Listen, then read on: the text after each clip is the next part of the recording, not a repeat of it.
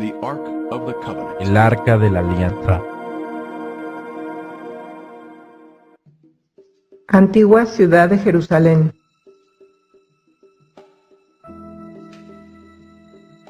La puerta de los leones.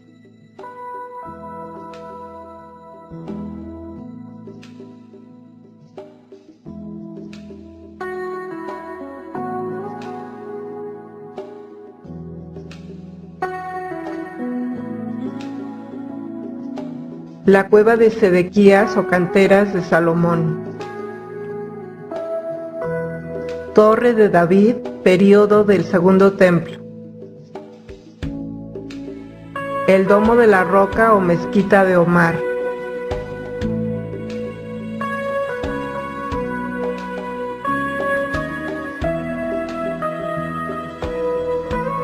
Muro occidental, período del Segundo Templo.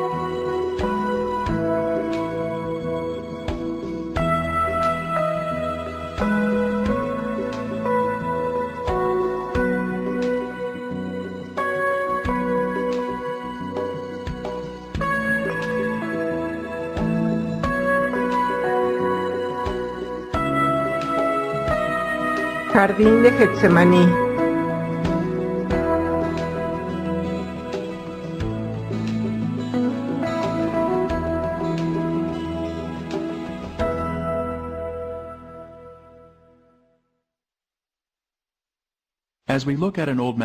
Al observar un mapa antiguo de Jerusalén, podemos ver la iglesia del Santo Sepulcro, situada bien adentro de las murallas de la ciudad.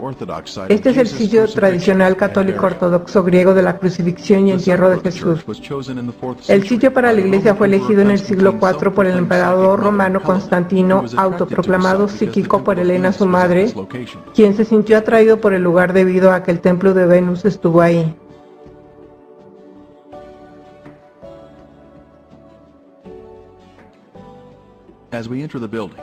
Al entrar en el edificio podemos ver un mural de la crucifixión y entierro de Cristo.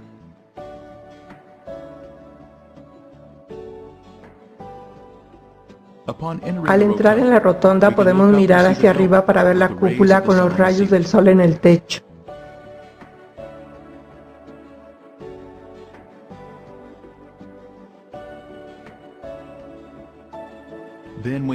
Luego nos desplazamos hacia abajo para ver la tumba. Nos preguntamos, ¿es esta la ubicación correcta de la crucifixión de Jesús y el entierro? ¿Este sitio coincide con el relato bíblico? A medida que caminamos hacia la salida vemos la adoración de la piedra de la unción, donde algunos piensan que el cuerpo de Jesús fue preparado para el entierro. Desde la iglesia nos dirigimos en dirección norte hacia la puerta de Damasco. Estamos viajando a través de un bazar musulmán y es viernes, así que los musulmanes están fluyendo a la ciudad para la adoración. Nuestro destino es un lugar alternativo para el sitio de la crucifixión de Jesús, uno que está fuera de la ciudad.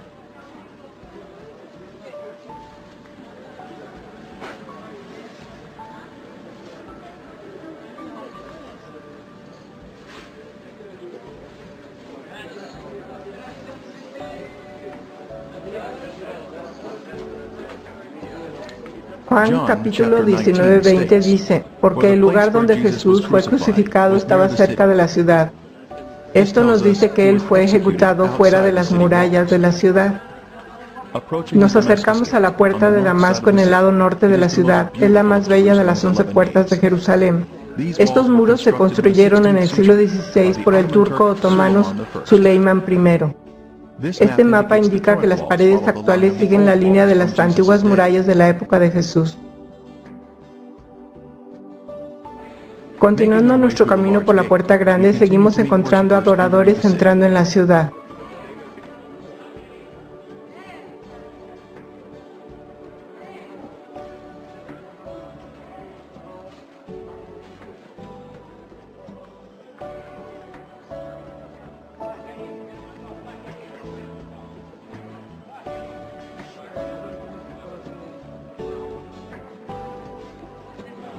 Podemos ver la estructura ornamentada de las paredes y al mirar hacia abajo, aún hoy en día puede verse la base de las paredes hechas a partir del 31 después de Cristo.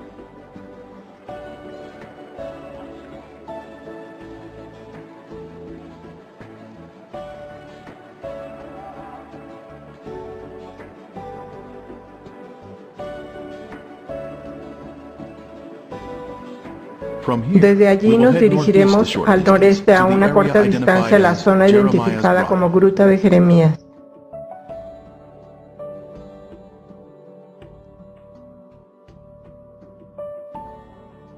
Es ahí donde podemos ver el lugar de la calavera que fue descubierto a finales del siglo XIX. Estamos caminando solo una corta distancia al norte a lo largo de la calle Nablus.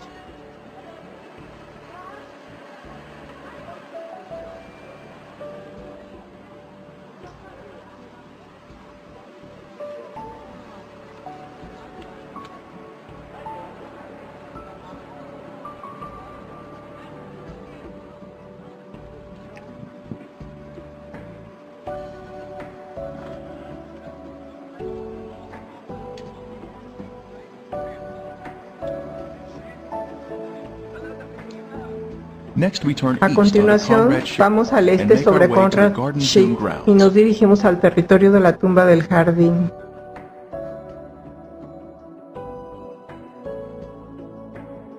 Y él, cargando su cruz, salió al lugar llamado de la calavera, y en hebreo Gólgota, y allí le crucificaron. Juan 19:17.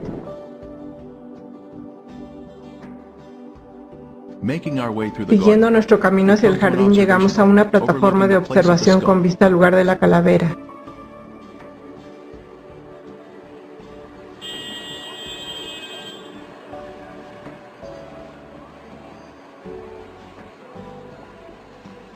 Podemos ver las dos cuencas de los ojos y la nariz.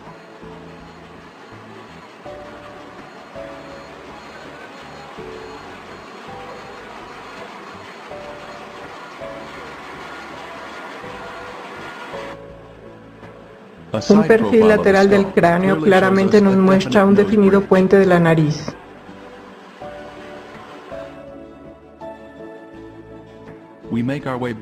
Regresamos a la zona del jardín, y en el lugar donde había sido crucificado había un huerto, y en el huerto un sepulcro nuevo, en el cual aún no había sido puesto ninguno. Juan 19:41. Hay evidencia de que esta área había sido un jardín en la época de Jesús. Aquí vemos este lagar antiguo, que es el tercero más grande en la zona de Jerusalén. Sin lugar a dudas, debe haber estado un viñedo en esta área. Otro elemento que indica que esta área era un jardín en los tiempos bíblicos es esta antigua cisterna de la época precristiana, capaz de contener 250,000 galones de agua. La profundidad de la cisterna es de 31 pies, su ancho de 29 pies y su longitud de 65 pies. Podemos tener una perspectiva del tamaño en esta foto tomada dentro de la cisterna. Ahora finalmente continuamos nuestro camino hacia la tumba del jardín, donde muchos invitados han llegado a este lugar especial.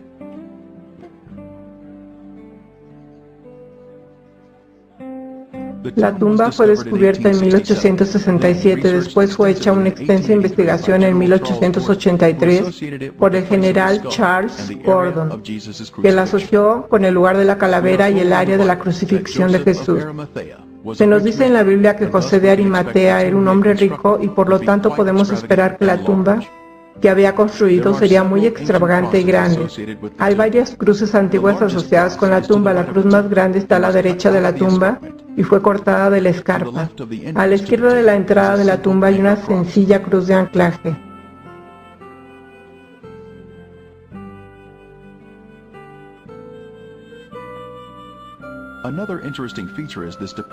Otra característica interesante es esta depresión que ha sido excavada en la base de la roca por los primeros cristianos para sentarse en la saliente de piedra y practicar la humildad del servicio o lavado de pies. Una piedra grande habría sido rodada en este rastro y habría tapado la entrada de la tumba. y lo puso en un sepulcro que estaba cavado en una peña, e hizo rodar una piedra a la entrada del sepulcro. Entonces ellos fueron y aseguraron el sepulcro sellando la piedra. A la izquierda de la entrada de la tumba está el final de un eje de hierro roto que fue introducido en la escarpa por guardias romanos para evitar que la piedra fuera rodada hacia atrás y abrir la tumba. En la mañana de resurrección, un poderoso ángel celestial fácilmente rompió esta barra de hierro y removió la piedra de nuevo, abriendo la tumba. Pero cuando miraron, vieron removida la piedra, que era muy grande. Marcos 16:4. Midiendo la distancia entre la barra de hierro y el saliente de piedra a la derecha, la distancia es de 13 pies. Este sería el tamaño de la extremadamente grande rueda de piedra. Al entrar en la tumba, la primera cámara a la izquierda es el lugar de los lamentos.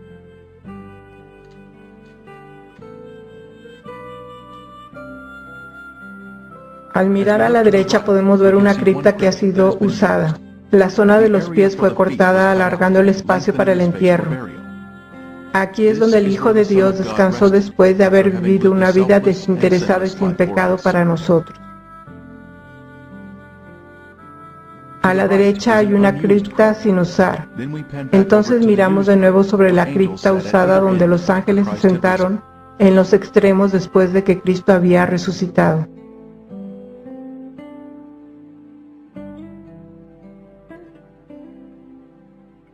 Jesús ha resucitado. Él es nuestro sustituto y redentor. Alabado sea el Señor. Y en el lugar donde había sido crucificado había un huerto, y en el huerto un sepulcro nuevo, en el cual aún no había sido puesto ninguno. Juan 19:41. Así que esto es lo que tenemos. El Gólgota, el lugar de la calavera a nuestra derecha, y la tumba del jardín a la izquierda. Y en medio tenemos el lugar de la crucifixión de Cristo.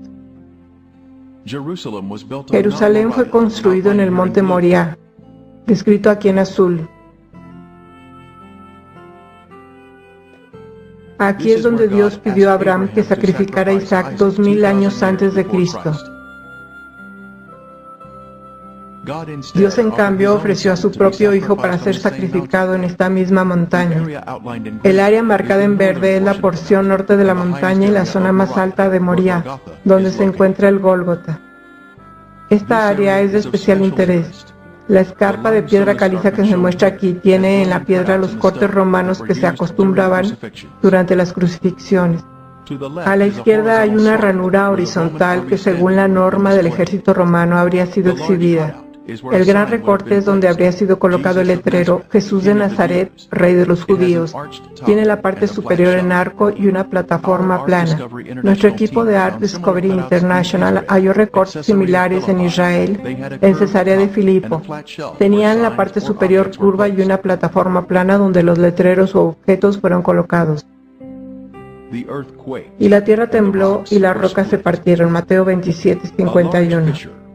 Una fisura grande o grieta en el acantilado se inicia en la parte superior de la escarpa y luego se extiende por la cara de la roca. Hoy en día la fisura se ha rellenado. Conecta con los recortes donde los letreros fueron colocados.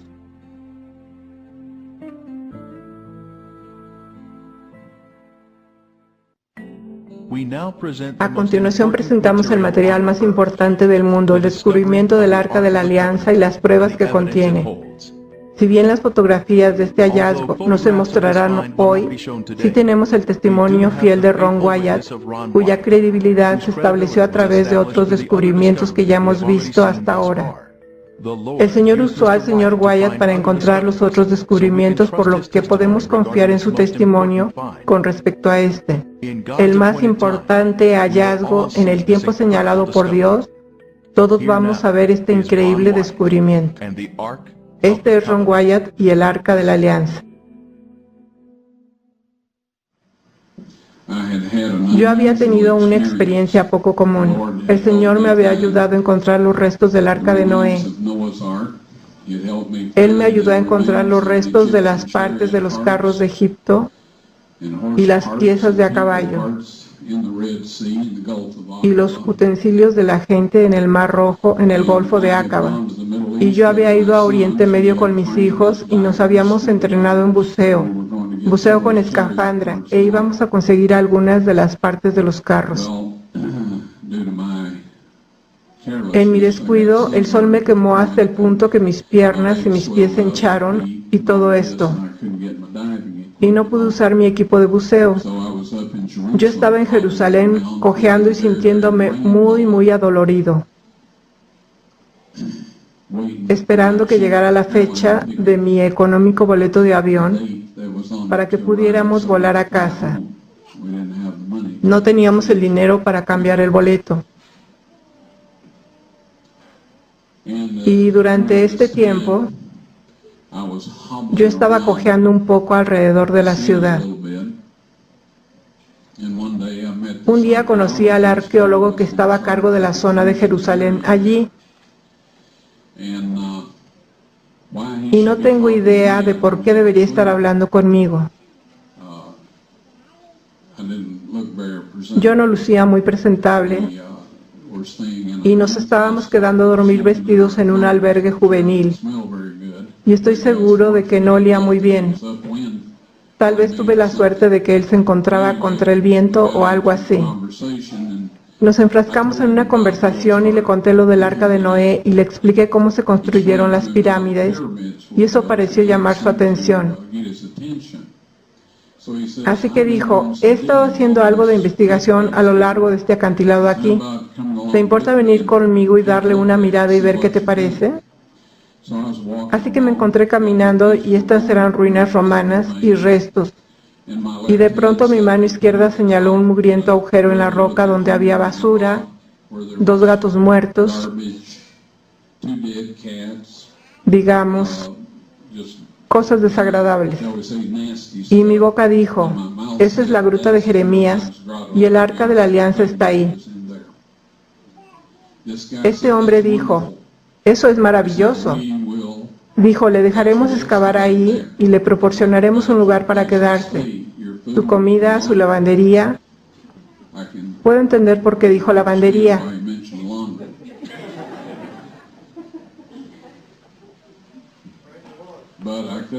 Pero yo no podía entender a una persona judía siendo tan generosa. Eso no es su naturaleza. Me quedé de piedra porque yo no había estado pensando en el Arca de la Alianza en lo absoluto. Ya sabe, estaba preguntándome por qué no habíamos sido capaces de obtener algunas ruedas de los carros. Saben, yo oro por todo. Lo hice en ese entonces también. Yo sabía que tenía que estar ahí, pero para lo que yo pensaba que tenía que estar ahí, no era para lo que tenía que estar ahí. De todos modos, la fecha de nuestro boleto de avión finalmente llegó y fue la mañana siguiente, después que tuvimos esta conversación, o después que tuve la conversación con este hombre. Así que le dije: eso está muy bien, regresaré y haré eso. Ahora tenía que ir a casa y hacer algunos preparativos. Así que me fui a casa preguntándome por qué sería posible que el Arca de la Alianza estuviera en ese lugar. Leí en el capítulo 25 de Segunda de Reyes, donde dice que toda la ciudad estaba rodeada por un muro de asedio. Así me persuadí de que el Arca del Pacto estaba en ese lugar. Porque sabía que alguna fuerza sobrenatural había utilizado mi brazo y mi voz. Cuando sucedió por primera vez no sabía cuál era esa fuerza. Y se nos instruye para juzgar a los espíritus, para ver si son de Dios.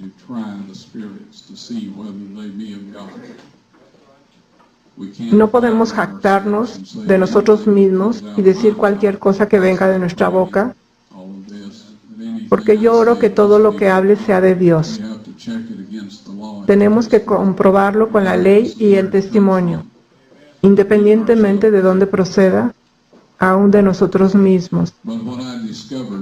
Ahora bien, lo que descubrí cuando empecé a excavar hacia abajo esa pared del acantilado, en primer lugar descubrí los recortes en la pared del acantilado, donde se habían colocado los letreros: Jesús de Nazaret, Rey de los Judíos. Encontré los agujeros de la cruz en un lugar que no tenía idea que estarían y que era en la base de ese acantilado. Por supuesto, ahora que los encontramos, nos dimos cuenta que ahí estaba el camino público de los que iban y venían por ahí, el lugar ideal para una crucifixión. Tenía que ser, de lo contrario, los romanos probablemente no lo habrían elegido. Ron Wyatt trabajó durante muchos años en la excavación del Arca del Pacto. Llevó a cabo su trabajo bajo un permiso expedido por la Autoridad de Antigüedades de Israel, pero el permiso no se hizo público debido a la naturaleza y la sensibilidad de la obra. Algunos críticos han dicho que ni siquiera trabajó en los terrenos de la zona de la tumba del jardín, pero como usted puede ver aquí, su presencia estaba bien establecida. A veces habría mucha gente ayudando con la excavación sobre el suelo y por debajo. Reconocemos que el libro de los Macabeos en los Apócrifos no es un libro inspirado, pero puede tener alguna información histórica que podemos recoger. Aquí dice, ahí Jeremías encontró una caverna, metió en ella el arca, el toldo que la cubría y el altar del incienso, y luego tapó la entrada con piedras. Este lugar quedará secreto hasta que Dios tenga compasión de su pueblo disperso y lo reúna. Entonces el Señor mostrará de nuevo estos objetos. Segunda de Macabeos 2, del 5 al 8.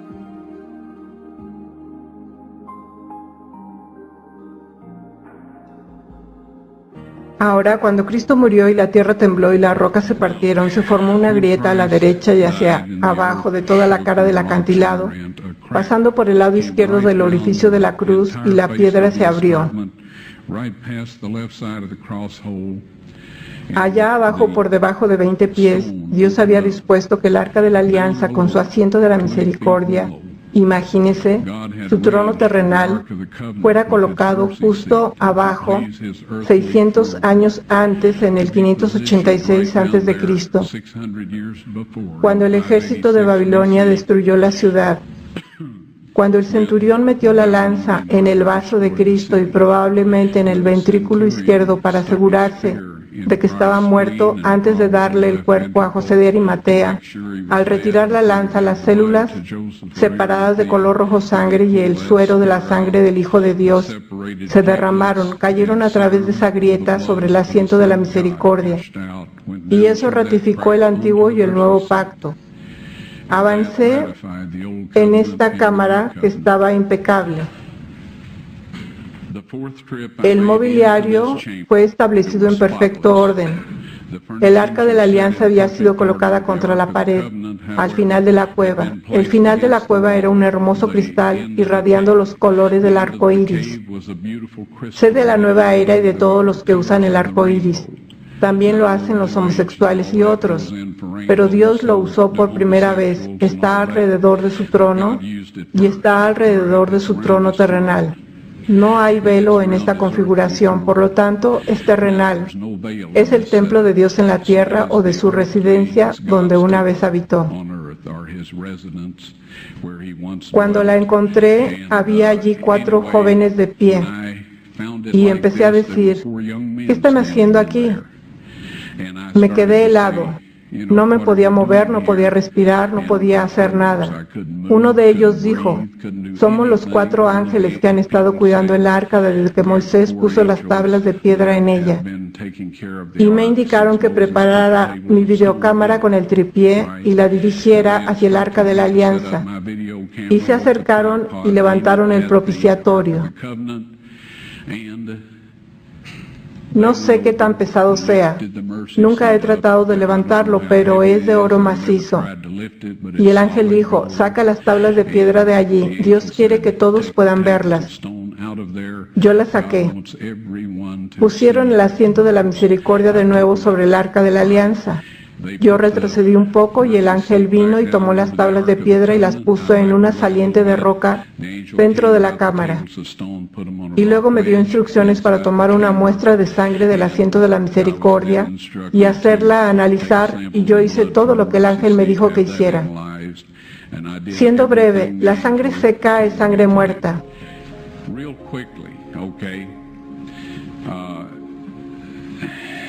Todo el mundo lo sabe. Se puede probar con la sangre de los faraones, las momias de los faraones. Hay ciertas cosas que pueden hacer, pero no pueden obtener el número de cromosomas por cualquier método que yo conozco. Las cosas van cambiando y yo no pretendo saberlo todo. Sin embargo, sé que no hay manera de que pueda conseguir un conteo de cromosomas de sangre muerta. Usted puede obtener un ADN y algunas otras cosas, pero no un estudio cromosómico. Esto se hace en glóbulos blancos vivos. En primer lugar, para este análisis, llevé la sangre a un laboratorio de Israel. Pregunté a algunas de las personas con quienes trabajo en antigüedades dónde encontrar un laboratorio que hiciera el trabajo fiable y me dijeron tal y tal. La llevé. Solo dije, por favor examine esta sangre y dígame lo que usted me pueda decir al respecto. Dijeron, vamos a reconstituirla, vamos a ponerla en solución salina normal y la mantendremos a la temperatura corporal durante 72 horas con agitación suave. Ese es su negocio y es grandioso. Dije, ahora quiero estar ahí cuando la chequen y dijeron, está bien. Así que yo estaba de vuelta, la checaron y dijeron, es sangre humana, podemos decir eso.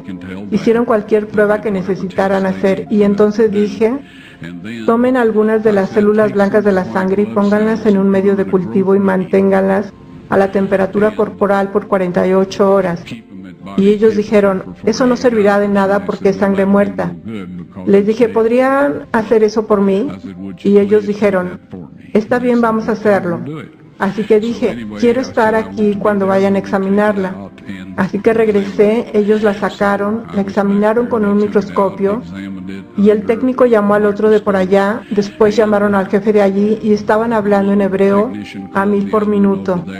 Por un momento me miraron y dijeron, señor Wyatt, esta sangre humana solo tiene 24 cromosomas. Todas las personas tienen 46, o sea, 23 de su madre y 23 de su padre. 22 autosomas de su madre y 22 autosomas de su padre. Usted recibe una X de su madre y puede recibir una X o una Y de su padre. Esta sangre tenía 23 cromosomas del lado de la madre y solo un cromosoma Y. Vea usted, el niño no podría haberse desarrollado si no tiene los autosomas de la madre. Todas sus características físicas se determinaron por parte de la familia de la madre, de sus autosomas. Su masculinidad se determinó por esta única Y que vino de otra fuente, no de un varón humano. Luego dijeron, esta sangre está viva. Y luego dijeron, ¿de quién es esta sangre?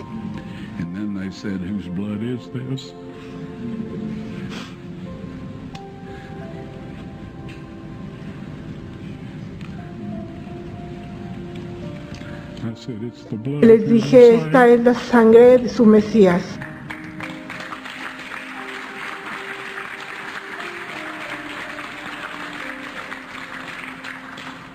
Y les aseguro que la vida de aquellos hombres ha cambiado.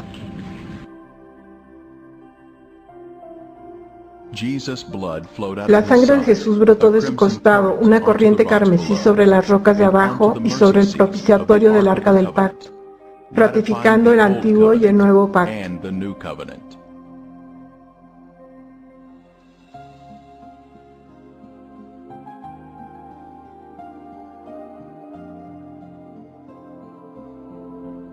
El Nuevo Testamento menciona la sangre oculta en la tierra. Este es Jesucristo que vino mediante agua y sangre, no mediante agua solamente, sino mediante agua y sangre. Y el Espíritu es el que da testimonio, porque el Espíritu es la verdad. Porque tres son los que dan testimonio en el cielo, el Padre, el Verbo y el Espíritu Santo. Y estos tres son uno. Y tres son los que dan testimonio en la tierra, el Espíritu, el agua y la sangre. Y estos tres concuerdan. Si recibimos el testimonio de los hombres, mayor es el testimonio de Dios, porque este es el testimonio con que Dios ha testificado acerca de su Hijo. Primera de Juan 5, 6 al 9. En estos versos se muestra su generosidad. Ahora voy a compartir un par de ellos con ustedes. Primera de Juan 5, 8 y 9 dice: y tres son los que dan testimonio en la tierra, no sobre la tierra, sino en la tierra, es decir, dentro de la tierra, el espíritu, el agua y la sangre, y estos tres concuerdan. Luego en el versículo 9 dice: si recibimos el testimonio de los hombres, mayor es el testimonio de Dios. Y aquí está hablando de la sangre y el agua presentada a nuestros corazones y mentes a través del poder del Espíritu Santo. Este es el testimonio del Padre y el testimonio de su Hijo. En un juicio en la corte, un testigo da un testimonio y el testimonio se convierte en evidencia o prueba. Así que lo que esto dice en nuestro lenguaje de hoy es que la sangre y el agua sobre el propiciatorio del arca del pacto, el trono terrenal del Dios vivo, es la prueba del Padre a los habitantes de este mundo, que su Hijo indudablemente ha muerto por nosotros y que hemos sido redimidos, y que nosotros podemos venir a Él en el nombre y la sangre de su Hijo, recibir el perdón y la restauración. Y para el día que, según consta en el capítulo 22, versículo 14 del libro de Apocalipsis, que dice: bienaventurados los que lavan sus ropas para tener derecho al árbol de la vida y para entrar por las puertas en la ciudad. El pago, queridos amigos, se ha hecho, y en el tiempo señalado por Dios, ustedes serán capaces de ver la prueba por sí mismos. Creo que el Arca de la Alianza va a quedarse donde está toda la eternidad. Es la prueba de Dios Padre a los habitantes de esta tierra de que su Hijo murió por nosotros. Hay algunas cosas que van a suceder en el futuro que involucrará a 144,000 para llegar a ver eso. Esto no está de acuerdo con un montón de historias de la gente sobre el milenio y todo. Amigos, voy a tener que decirles esto: nada va a pasar como la mayoría lo piensa. La Biblia dice: no corras tras la multitud para hacer el mal. Dice: ancha es la puerta y espacioso el camino que lleva a la perdición, y muchos son los que entran por ella. Porque estrecha es la puerta y angosto el camino que lleva a la vida, y pocos son los que la hallan. Así que todas estas doctrinas sobre el milenio y todas estas cosas son fábulas. No va a suceder de esa manera. Tenemos que ir al Padre en el nombre y la sangre de su Hijo, pedir perdón y restauración a su semejanza. Lea la versión King James de la Biblia a menudo con entusiasmo y con oración, y Dios les revelará lo que necesitan saber para estar listos. Pero no creo que únicamente salgan a la luz las tablas de piedra y el video.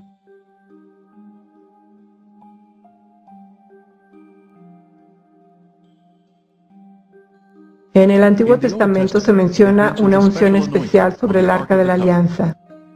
70 semanas están terminadas sobre tu pueblo y sobre tu santa ciudad para terminar la prevaricación y poner fin al pecado y expiar la iniquidad, para traer la justicia perdurable y sellar la visión y la profecía, y ungir al Santo de los Santos. Daniel 9:24. Ungir al Santo de los Santos es la clave aquí. La sustancia de la unción final es la sangre de Jesús. El lugar santísimo es el asiento de la misericordia o la parte superior del Arca de la Alianza. El lugar santísimo del tabernáculo fue llamado así porque el Santísimo moraba en dicho lugar. La sangre de Jesús ungió el lugar santísimo, justo como se predijo en esta profecía. Él nos amó y envió a su Hijo en propiciación por nuestros pecados. Primera de Juan 4:10. La antigua palabra propiciación en inglés significa asiento de la misericordia. Jesús es esa propiciación. Por su sangre sobre el propiciatorio, hoy tenemos misericordia y perdón de pecados. Su vida sin pecado está representada por esa sangre sin pecado. Tenemos misericordia y perdón si violamos la ley y luego nos arrepentimos. Tomará luego de la sangre del becerro y la rociará con su dedo hacia el propiciatorio al lado oriental. Durante cientos de años, la sangre de toros y machos cabríos fue esparcida hacia el este, creando una vacante en el lado oeste del propiciatorio. Dios estaba planeando que la sangre de su Hijo fuera derramada en el lado vacante al oeste del asiento de la misericordia. Oh Dios, santo es tu camino. Salmo 77:13. Nuestra salvación iba a venir a través de la sangre de Jesús siendo derramada sobre el propiciatorio del arca. Este era el plan de Dios desde el principio, que la sangre de Cristo ungiera el propiciatorio del arca con los 10 mandamientos debajo, cumpliendo así el nuevo pacto y concediendo misericordia a la humanidad. Porque hay un solo Dios y un solo mediador entre Dios y los hombres, Jesucristo hombre, el cual se dio a sí mismo en rescate por todos, de lo cual se dio testimonio a su debido tiempo. Primera de Timoteo 2, del 5 al 6. Este es un evento futuro en el que toda la humanidad verá la evidencia irrefutable de que Jesús es el Mesías, porque la vida de la carne en la sangre está y yo os la he dado para hacer expiación sobre el altar por vuestras almas, y la misma sangre hará expiación por las personas. Levítico 17:11. La sangre de Jesús tenía que ser derramada sobre el arca para expiar nuestros pecados. Su vida sin pecado estaba en la sangre y pagó por nuestros pecados cuando se derramó sobre el propiciatorio. El asiento de la misericordia tiene una moldura con una campana, lo que significa la vida, y una granada significando la resurrección. Esto representa a Jesús, nuestra vida y resurrección. Uno de los objetos que el Señor Wyatt entregó a las autoridades de antigüedades de Israel es esta granada de marfil. Cuenta con una inscripción alrededor de su desnivel diciendo: Santidad a los sacerdotes, pertenecientes al templo del Señor Yahweh. Este es el único objeto de conocimiento público del primer templo, el templo de Salomón. Se ofrece en un sello israelí junto a una imagen del templo de Salomón. La granada de marfil se exhibe hoy en el Museo de Israel bajo custodia segura. Como cordero fue llevado al matadero, Isaías 53:7. Mas él herido fue por nuestras rebeliones, molido por nuestros pecados, Isaías 53:5. Pero estando ya presente Cristo sumo sacerdote, Hebreos 9:11, Jesús bajó y rescató al hombre del pozo del pecado. Jesús demostró que la ley puede mantenerse a través de una conexión con el Padre Celestial. Así que, sí, las tablas de piedra están fuera del arca de la alianza, están en esta cámara y en este borde hasta donde yo sé. Pero cuando Dios esté listo para que esto sea mostrado al mundo, el ángel me dijo que sería después de que la ley de la marca de la bestia sea impuesta. ¿Entiende eso? Si usted guarda la ley de Dios, tiene el sello de Dios. Si guarda la ley del hombre, y esto pasará pronto, es que si usted se niega a guardar esa ley, no podrá comprar o vender. Para que usted guarde esa ley requiere romper con la ley de Dios y tener la marca de la bestia. Pueden conocerla mejor y solo adentrarse en ella y luego la tendrán en su mano. Grandes desastres cubrirán la tierra, que llegarán en tiempo de angustia, y la marca de la bestia. Apocalipsis 13, del 13 al 18.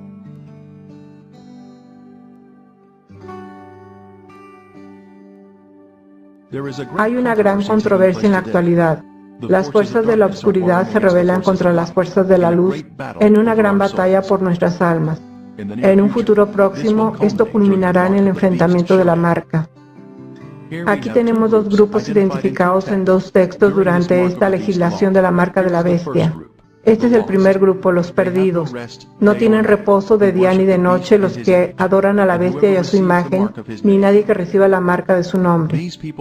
Estas personas han recibido la marca de la bestia. El siguiente grupo son los salvados. Aquí está la paciencia de los santos, los que guardan los mandamientos de Dios y la fe de Jesús. Los salvados están obedeciendo los 10 mandamientos durante la legislación de la marca de la bestia. A través de la fe de Jesús, se ha negado a seguir la ley de la bestia y su gobierno, que va en contra de los 10 mandamientos. Ellos han permitido que el Espíritu Santo sea a cargo de sus vidas para que puedan convertirse en los vencedores y obedientes a la ley de Dios. Salid de ella, pueblo mío, para que no seáis partícipes de sus pecados, ni recibáis parte de sus plagas. Amigos, el arca de la alianza ha sido hallada, las tablas de piedra están disponibles. Cuando Dios esté listo, serán mostradas a los habitantes de esta tierra y cada uno de ellos conocerá lo que Dios requiere de ellos.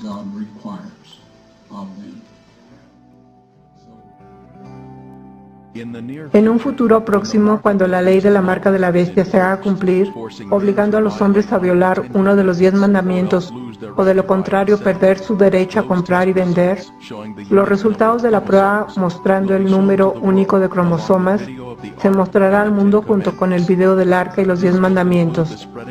Esto concluirá la difusión del Evangelio al mundo. Toda la humanidad tendrá que confesar sus pecados en el nombre de Jesús y obedecer los 10 mandamientos a través del Espíritu Santo, o recibirán la marca de la bestia y se perderán.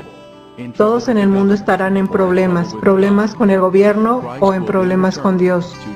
Cristo entonces volverá para llevar su pueblo a casa.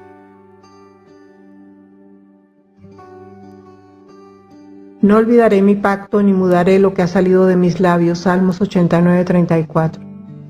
Entonces el dragón se llenó de ira contra la mujer y se fue a hacer guerra contra el resto de la descendencia de ella, los que guardan los mandamientos de Dios y tienen el testimonio de Jesucristo.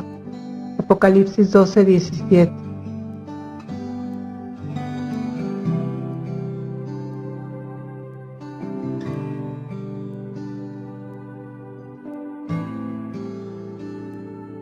Si me amáis, guardad mis mandamientos. Juan 14:15.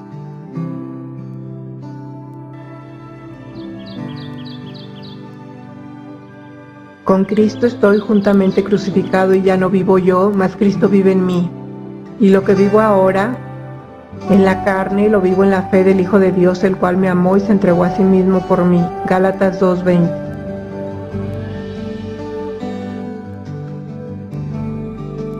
Orad pues que vuestra huida no sea en invierno ni en día de reposo, porque habrá entonces gran tribulación, cual no la ha habido desde el principio del mundo hasta ahora, ni la habrá. Mateo 24:20-21. Porque como el relámpago que sale del oriente y se muestra hasta el occidente, así será también la venida del Hijo del Hombre. Mateo 24:27.